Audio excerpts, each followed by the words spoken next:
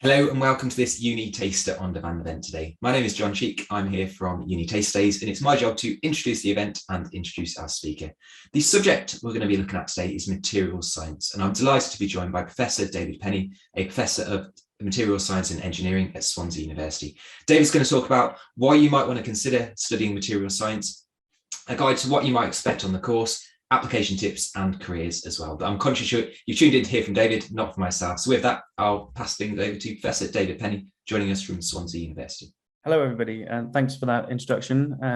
I'm David Penney. I'm a professor in the Department of Materials at Swansea University, based in South Wales. And I'm going to give you a bit of a brief overview of material science and engineering and why you should study it. So why study materials? Well, first of all, probably should find out what is materials. People think about materials, oh, do you mean about jeans or your shirt, what that's made of, that sort of thing. But no, we're talking about a huge range of materials, not just textiles, but metals, ceramics, plastics, composites, everything. And why is this important? Well, material science underpins pretty much all the disciplines you can think of. Civil engineering, mechanical engineering, aerospace, energy, chemical, medical, all these different engineering disciplines rely on material science engineers to bring in and support what they do. They bring in new materials, they understand how the materials behave in those environments, and they can tune their properties to be better suited and last longer and do the job better. So what materials is? So the study of materials is how you link the structure of a material to its final properties, and the materials professional is what links those two and brings it together. So if you think about structure, you're thinking it on the atomic scale through the microscopic scale up to the components, so literally atoms to applications, and then the properties, how you can change the structure of the material to alter the properties of your final product, whether that's your mechanical properties, so how much stress it can take, the load it can withstand, chemical properties, sort of corrosion resistance, surface functionality, if you think about aesthetics, thermal activity, so stealth type coatings, or magnetic or electrical type properties. So the materials engineer sits in the middle of this and tunes the property of the material and the structure of the material to suit those applications. So to do that, you need a deep understanding of the structure and how materials work. And here we have some images of some materials, some common materials, and also hiding amongst that is a ladybird which must have flown into the SEM, and you can see a ladybird at the bottom in that bottom image there, using our scanning electron microscopes. But these images show what materials look like at a microscopic or even at a nano scale. So the image we have here on the left is of steel, a very common material, but 90% of the steels in your car didn't exist 10 years ago. They're all new steels. They're constantly being re-engineered. And this material here, we're looking at the crack formation, and we're able to visualize stress fields and see where the stress is highest in its intensity around the crack. And then you can tune the microstructure to get it to behave how you want it. If you think about a car, you're driving your car and you have a crash, you want the front or the back to crumple, to absorb that shock, but you want the bit you're sat in, the cabin section, not to crumple and to keep you safe. So we tune steels and metals to be able to react best in the situation they're put in. And we have some gamma prime precipitates in nickel superalloys. Now, nickel superalloys are used in aerospace. So if you want to go into aerospace, materials engineering is a perfect discipline, because all the problems around aerospace about getting higher efficiencies of engines, higher temperature of combustion, you need better materials because you're operating at well over 1,000 degrees, well over 1,400 degrees. So by tuning the properties, and in this case, in these nickel superalloys, you're tuning these precipitates to stop the material deforming at high temperatures under a process called creep. You can extend the life and extend the range of use for these alloys. And then same with the one on the right here, we have some nice dendrites, which comes from the word dendrite for Greek, which is Greek for tree, because you can see the tree-like structure of this microstructure on this image on the right. And this is what these nickel superalloys look like under a microscope. And at the bottom here, you can see the lattice structure, because it's such a small scale, a nanoscale, you're seeing the lattice structure of a metal. The microscopes material scientists use, they can visualize things that would the same size as your fingernail grows in a microsecond. That's incredibly small. And you need to do that when you're looking at the structure of the material, so you can then tune it to behave as you want it. So we need to test materials as well. Mechanical testings is a common way of testing materials. On the left-hand side, we have two materials, a ductile steel and a brittle ceramic being hit with a hammer, essentially. And we can measure the energy absorbed, and we can look at the fracture surface, and you can see quite a clear difference between ductile steel, which doesn't quite break but bends, and the ductile ceramic. So the ductile ceramic won't absorb hardly any energy when it's hit, whereas a steel will. And on the right-hand side, you can see a tensile test where you're pulling a metal apart, measuring the change in its length, measuring the force required. And then you can plot the data out and get quantifiable information about that. So here's a stress strain curve, which is a very common tool for material scientists and metallurgists, where you plot stress versus strains. Strain is essentially the amount of material elongates, and you plot that as a function of your stress. Plot that against stress, and then you can see things like where the yield point is, which is this point here, where the materials materials deformation is no longer linear. So in other words, the stress and the strain are no longer directly proportional. It then goes to this work hardening type activity where you get greater extension. If you were to take the load off the material in the elastic portion, and so in this early portion, the material would return back to its original position and original dimensions. But if you were to extend the strain to say 20% on this graph here, then you took the load off, then the material wouldn't return back to its original dimensions. It would be permanently damaged. So this information is really important for materials engineers. You can get things like UTS, which is the ultimate tensile strength, which is the highest stress the material can withstand, strain to failure, which is how far it goes before it fails. And then there's more advanced techniques like fatigue. I think fatigue accounts for like 90% of failures in service. You know, if you're cycling your bike and the pedal comes off, it's probably fatigue. If you get a paper clip and you bend it backwards and forwards, or when you sat listening to a talk or something, it'll snap. It'll snap. Won't snap on the first bend, maybe not on the second, but third, fourth, fifth, it'll snap, and that's due to a process called fatigue. So materials scientists are very concerned with fatigue because it limits materials performance. So we can test that in labs. That's a setup on the right where you can heat a material and then you essentially just vibrate it backwards and forwards, and then you can see how many cycles to failure you get. So how many times you can do that before it breaks, and then you can do that as a function of stress. You can increase the stress. So as you increase the stress, you can see the amount of cycles to failure is less, as you'd expect. If you drop the stress, then the amount of cycles to failure will increase. Now, then you can do things like tune the material properties, like we mentioned in the earlier micrograph, the earlier slide, where you have micrographs of nickel superalloys. You can change the precipitates, where you can change the grain size, and then you can create these different variants, and then look how that affects the fatigue performance. Obviously, you want a material which can withstand high stress and high cycles to failure. So you have to alter the material microstructure to be able to do that. And then you can test it using these techniques, and then make direct comparisons. And then you think about other testing. Well, if we look at corrosion is a huge problem. It accounts for about 3% of the country's GDP. Very, very expensive. In this video here, we've got corrosion of a metallic coating, where you have an anode, which is where your metal is being dissolved, moving through this microstructure, and you can see this lighter phase, our primary phase, and the darker phase is called a eutectic phase. And what is happening here is the eutectic phase is being selectively attacked. So once we knew that, we can then alter the microstructure and change the performance. So we could actually, by modifying the primary phase distribution through cooling rates and through alloy additions, we can increase the corrosion resistance by 25%. So that means when you look at a big building, it doesn't have red rust on it for an extra 25% of its lifetime, which is up to 40 years. And if you look at cars, again, you don't get that corrosion. So hugely important. And if you think, for every 90 seconds, 1 ton of steel turns to rust. Corrosion is still a big problem. So material science look at that. And then we have thermoelectrics. Here we have testing of a thermoelectric, which is basically where you have a material which, when you heat up, and you have a temperature gradient, so a hot side and a cool side, it generates a voltage.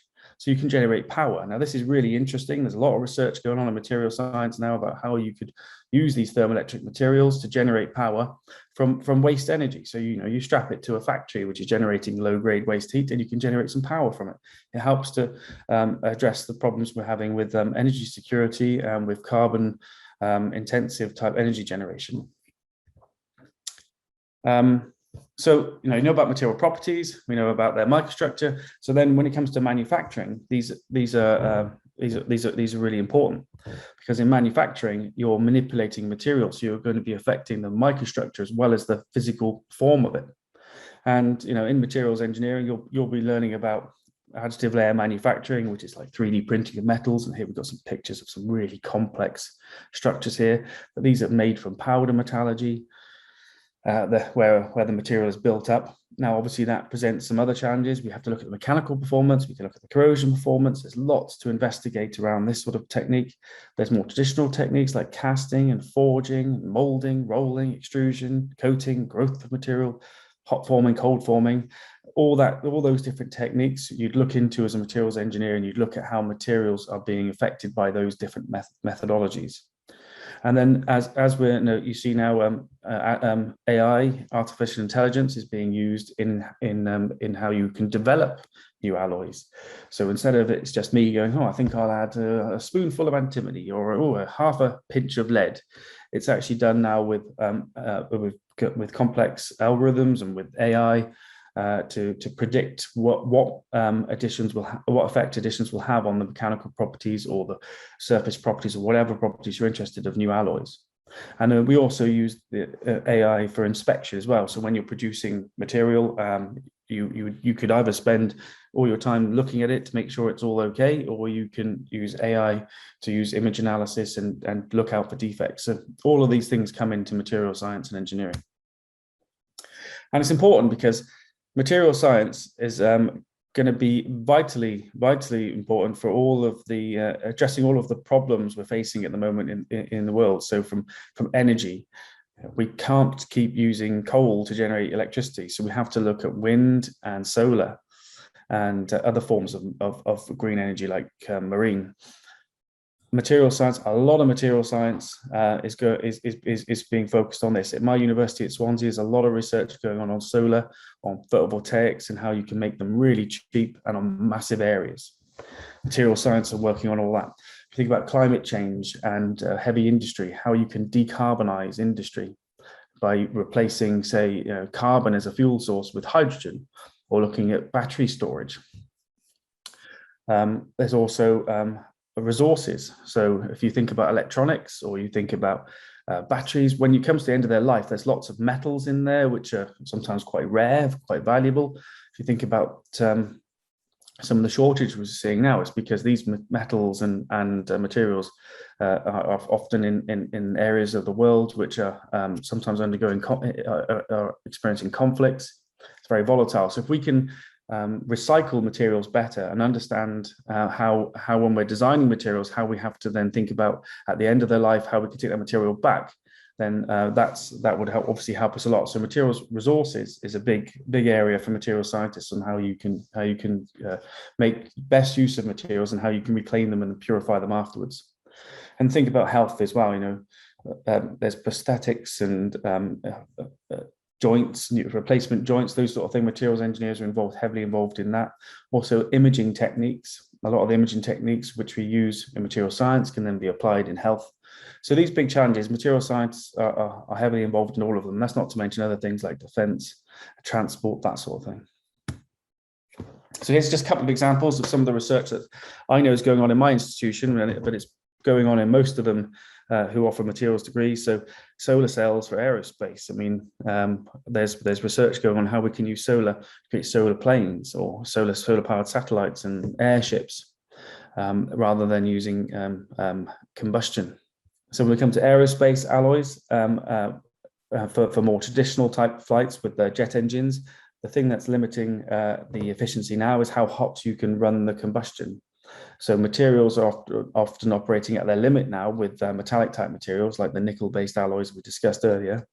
So we need to look at new materials based on ceramics and composite ceramics so we can take that temperature up, because when we take the temperature up, the efficiency increases. So we produce less CO2 and we produce less NOx, and we produce less noise.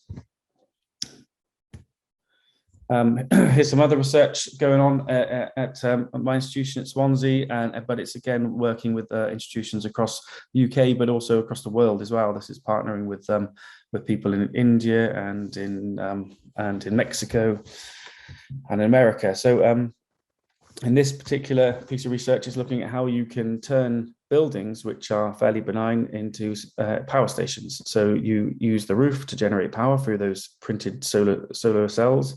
There's photovoltaics. You store it in batteries or in thermal or chemical thermal storage, and then you release it then as light or as heat.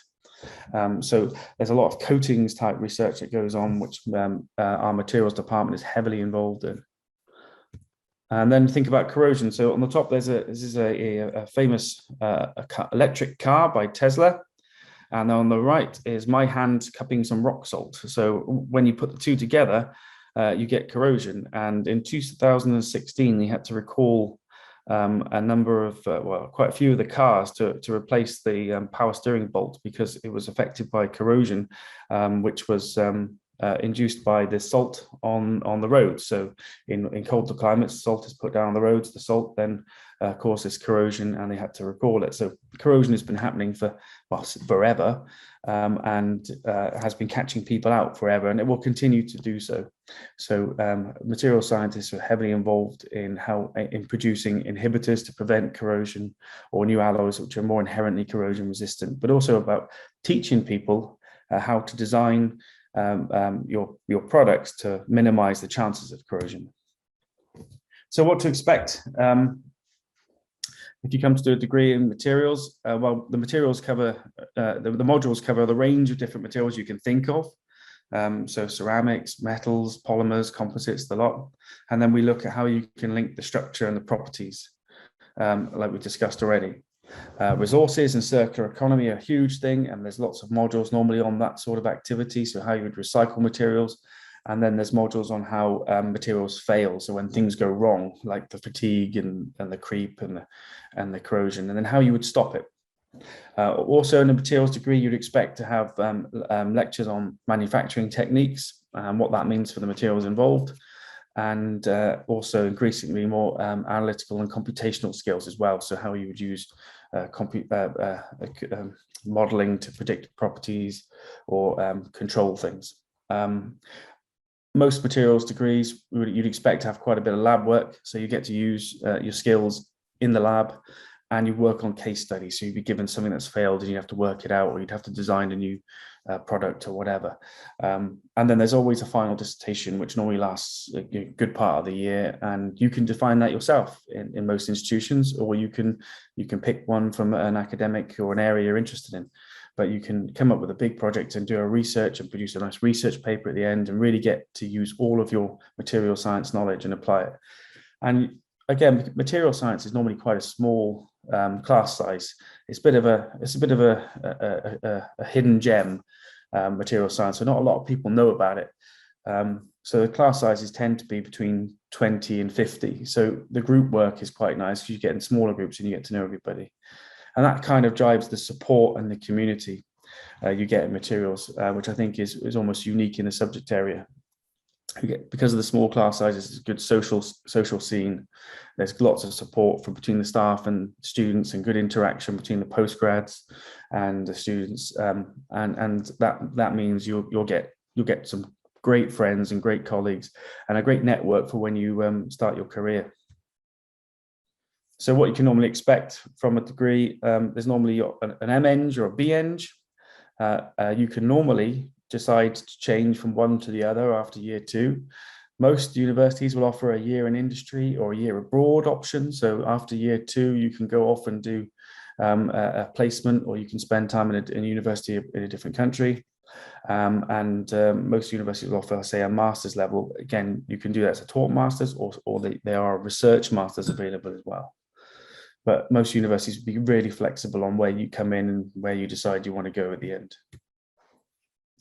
Industrial interaction is a big thing about material science engineering. We do work very well with industry because of these problems are so ubiquitous.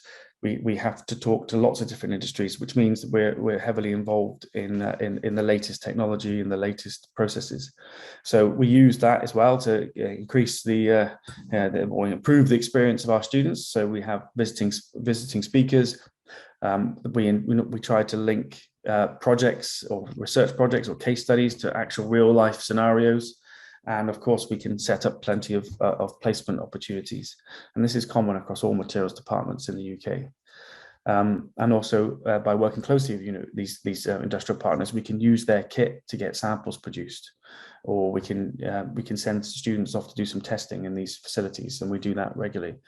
Another thing we tend to see in materials is there's lots of PGR funding. So that's funding to do your doctorate. So when you finish your degree, you'll get paid to do a doctorate in materials, and there's lots of funding available to do that. So when we talk about careers, thinking about people I know who finished in the last sort of 10, 15 years, we've got people working in the automotive sector and aerospace. We've got people working in the raw materials manufacturing, in medical engineering and comms, sports equipment. Have people working in companies that have set up to do that and have been working in the Olympics recently, which has been really interesting. And obviously there's the traditional aerospace, defense and energy sectors, which I've already mentioned. So tips, if you're going to do material science and engineering, I think you're already onto a winner. It's a brilliant subject. I did it and I loved it, and it's given me a fantastic life and fantastic career. But I would go to the universities you're interested in, have a look at the kit they've got, speak to the students, speak to the current students. If they've got some doctorate students there, speak to those as well. Look at the facilities, look at what research activities going on as well. So you can look at what grants they have. That shows you how active that particular university is in doing the research and applying that research. Ask about companies and employability rates. Typically material science, and in our institution, 97% of our materials graduates are employed within 6 months in substantive positions, earning more than £28,000 a year. So that sort of information is quite important to get hold of. And then look at the surrounding area. In Swansea, this is picture on the left. This is a couple of years ago, my son on the beach just down the road in Gower. And then look at the lab facilities you've got as well. And then when you do go, get involved, join the societies, make use of the industrial talks and placements. So yeah, that's me. I've hopefully given you a good overview of material science. It's such a big area; it's impossible to cover everything. If anyone has any questions, I'd welcome you to give me an email, d.penney@swansea.ac.uk, or get in touch however you want to. Okay, thank you very much, and goodbye.